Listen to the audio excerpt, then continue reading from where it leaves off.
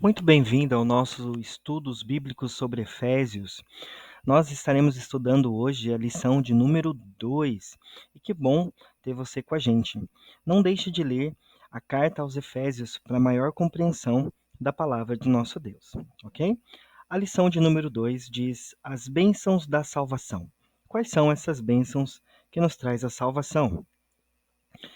Vamos ler o texto. Efésios, capítulo 1, dos versículos 4 ao 14. Como também nos elegeu nele antes da fundação do mundo, para que fôssemos santos e irrepreensíveis diante dele em caridade.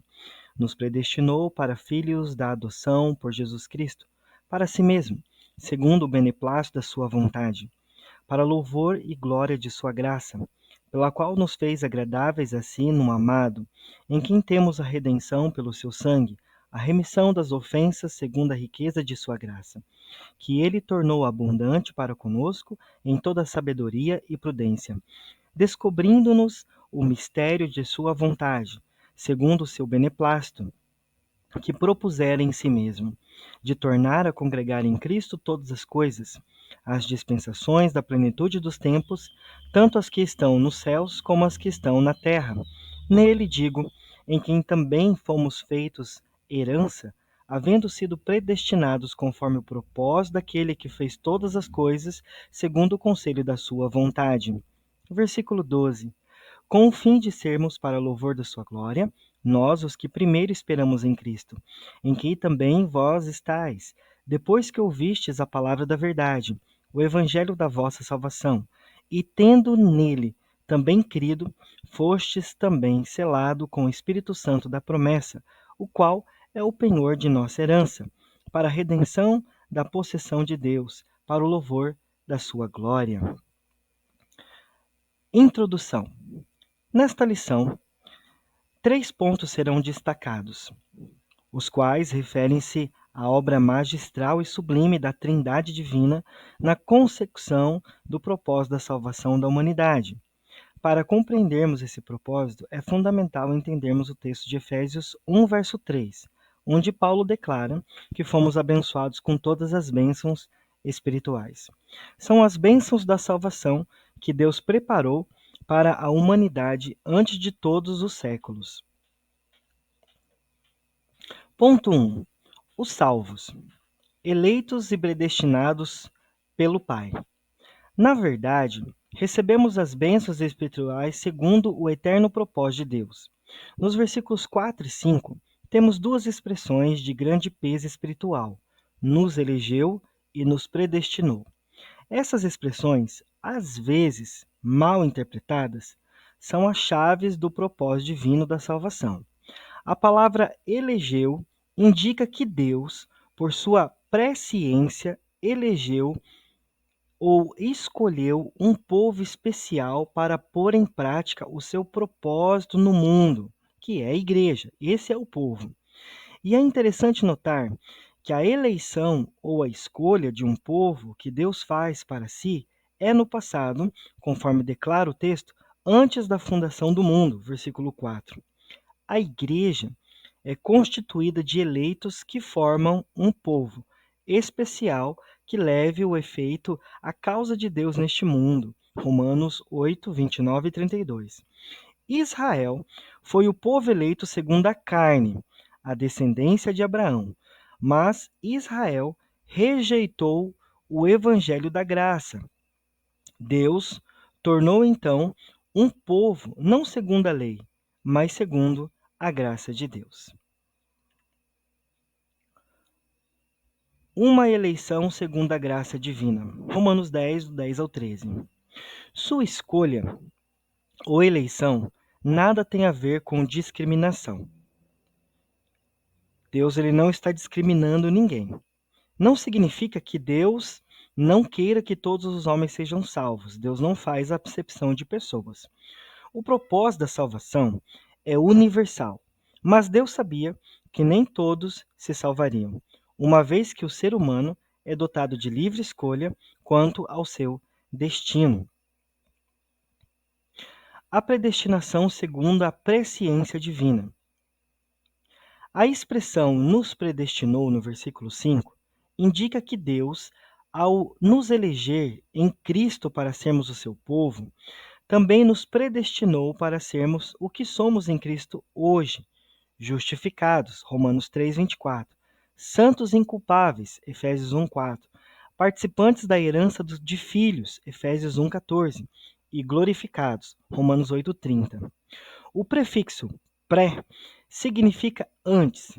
Por isso, o termo predestinado refere-se à indicação de que, no glorioso propósito da salvação, Deus já havia estabelecido que os eleitos seriam também adotados como filhos de Deus. Ou seja, aqueles que foram eleitos, não é que Deus escolheu, são aquelas pessoas que creram em Cristo e começaram a fazer parte, de fato, do povo que seria escolhido, que é o povo de Deus. A expressão para filhos de adoção por Jesus Cristo é semelhante às palavras do apóstolo João nos Evangelhos, João 1, verso 12, que diz: Mas a todos quantos o receberam, deu-lhes o poder de serem feitos filhos de Deus, aos que creem em seu nome. A predestinação não faz seleção entre os pecadores, porque todos pecaram, como está em Romanos 3, versículo 9. Os salvos, remidos pelo Filho. Primeiro, o sentido da palavra redenção e remissão. Essas duas palavras se destacam especialmente nos versículos 7. Redenção e remissão são duas gloriosas bênçãos da salvação consumada por Jesus na cruz. Redenção, no seu termo original, relaciona-se ao ser do pecador, ao passo que remissão, no seu termo original, relaciona-se aos pecados do pecador. Atos 13:38, 26:18, Colossenses 1:14, Hebreus 9:22. A obra redentora de Deus é perfeita. Ele redime o pecador do poder de Satanás e também anula os seus pecados. O versículo 7 também retrata algo do contexto da época em que um escravo podia ser liberto de sua escravidão mediante o pagamento do seu resgate. Colossenses 1, verso 14. Ponto 2. O sangue, o preço da redenção, no versículo 7. O preço da liberdade foi o de sangue, o sangue inocente e imaculado de Cristo. O sangue requerido nos sacrifícios de animais inocentes, típico da velha aliança, literalmente derramado por Jesus no Calvário, ali ele se tornou o Cordeiro de Deus como um sacrifício expiador dos pecados de todos os homens. Terceiro, o efeito imediato da redenção, versículo 8 e 9.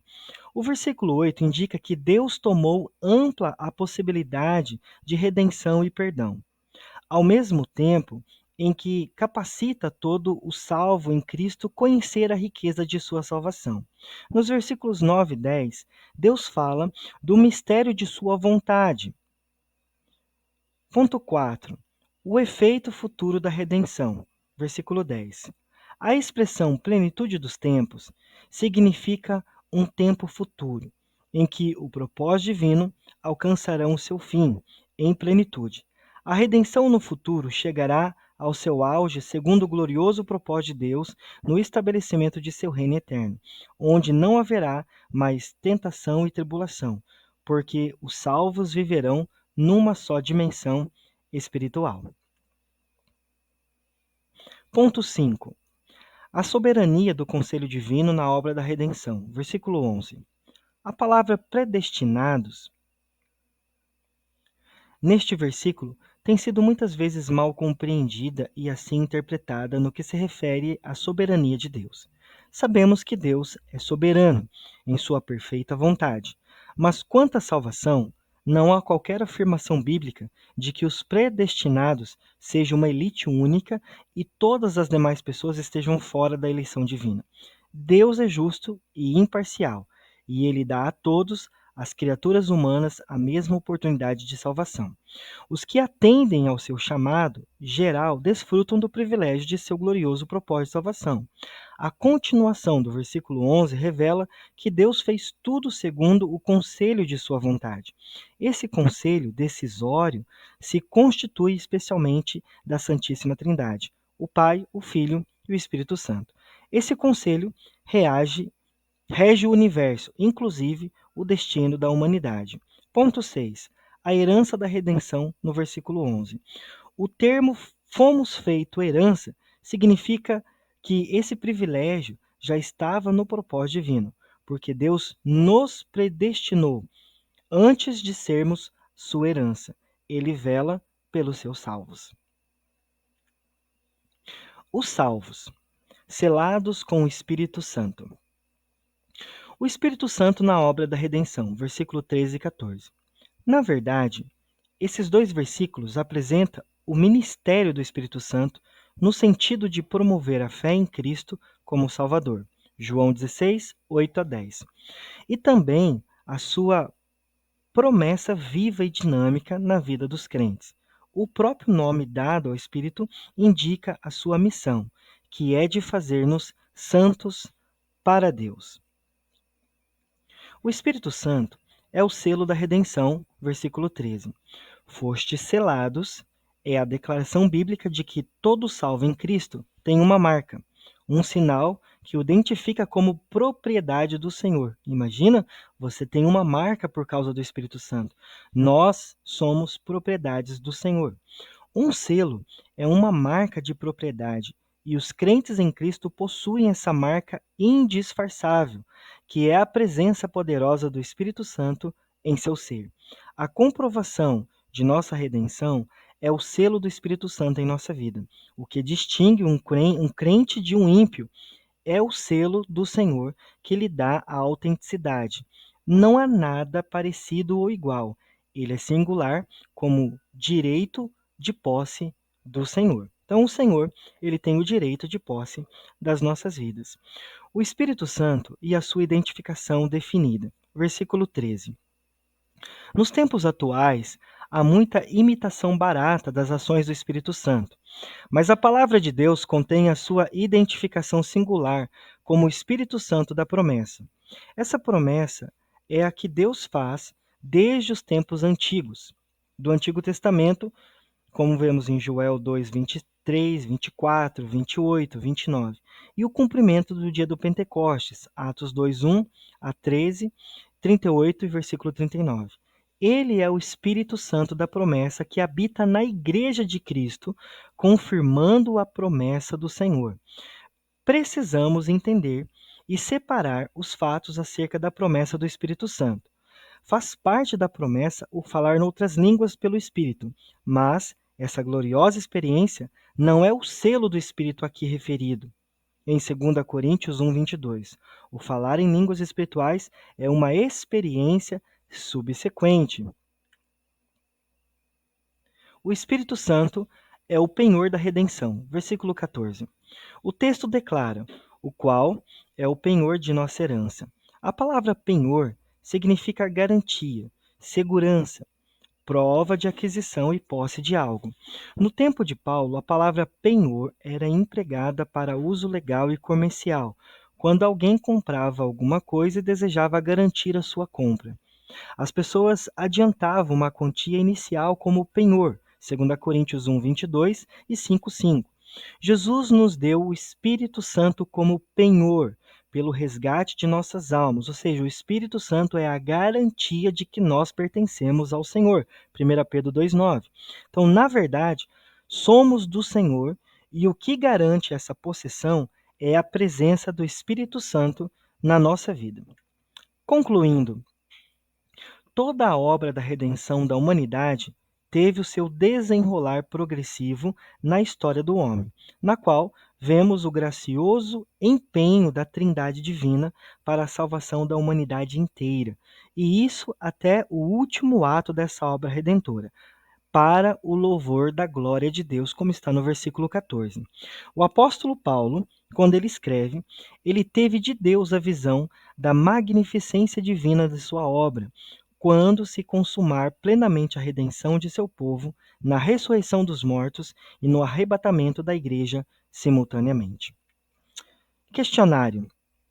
Quais são as duas expressões chaves do propósito divino da salvação? O que se refere ao termo predestinação? Qual o efeito imediato da redenção? Quem promove a fé em Cristo como Salvador? E também a sua presença viva e dinâmica na vida dos crentes? Que significa a palavra penhor? Leia a carta aos Efésios. Não esqueça de ler os textos bíblicos que aparecem no vídeo para maior compreensão da Bíblia. Tenha um bom estudo e que Jesus te abençoe.